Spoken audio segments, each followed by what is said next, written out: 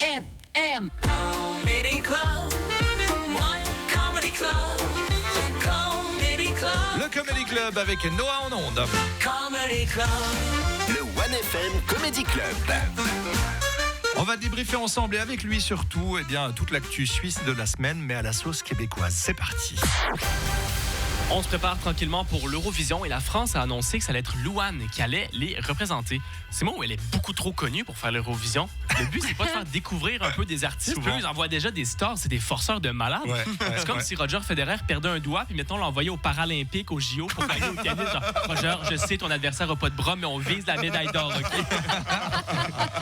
Honnêtement, mauvais timing que Viola Amerde parte, parce que là, c'est un peu une priorité politique. Là. C'est à la maison, l'Eurovision, on doit avoir l'air de quelque chose. Donc, j'ai pensé à un duo pour nous défendre qui pourrait fonctionner. DJ Bobo avec Henri Dez. Ah oui? Puis on les appelle DJ Henri Bobo Dez, les Avengers de la musique suisse. Et là, je pense qu'on peut se défendre contre Louane. Nice. Les deux ensemble, ça peut passer, je crois. Il y a quelque chose à faire en tout cas.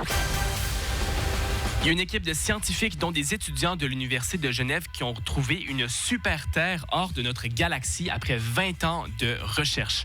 Est-ce qu'il y a des vies extraterrestres là-dessus? Est-ce qu'il y a même de la vie? On ne sait pas. On ne sait absolument rien. On sait juste qu'elle est là. Et je trouve ça fou que c'est des longues études. C'est 8 ans d'études. Ça fait 20 ans qu'ils font des recherches. Et la seule chose qu'ils peuvent dire de leur vie professionnelle, c'est « Moi, j'ai trouvé que là-bas, très loin, il y a une planète. J'en sais pas plus, je sais juste qu'elle est là. » En gros, c'est vraiment un « Où est Charlie? » avec des planètes dans l'espace, leur métier.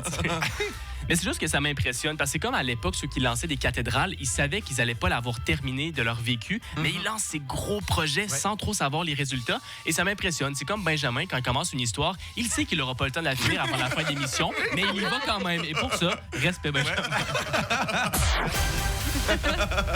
Et on termine avec un jeune de 11 ans qui était dans un train. Il se fait contrôler. Il n'avait pas tout à fait le bon billet. Et donc, le contrôleur, au lieu de lui donner une amende, le fait sortir du train. Le problème, c'est qu'il faisait froid. C'était la nuit. Il était à 40 minutes de chez lui, à Heidelbank, dans un village de 2000 habitants.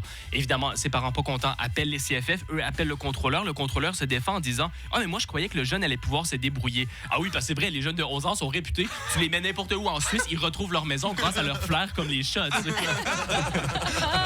Mais là, le problème, c'est que l'enfant, il a maintenant très peur de prendre le train. Il a un trauma et sa mère dit il veut plus prendre le train. Et les CFF, pour s'excuser, leur ont offert 2 billets journaliers de première classe. Maintenant, il a toujours très peur, mais au moins, il a peur en première classe. Donc, merci les CFF. Bonne semaine. Merci Noah.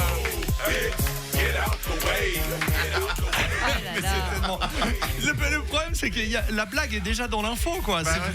C'est vrai. T'as tout à fait raison, 2 Noah. billets journaliers, c'est moyen.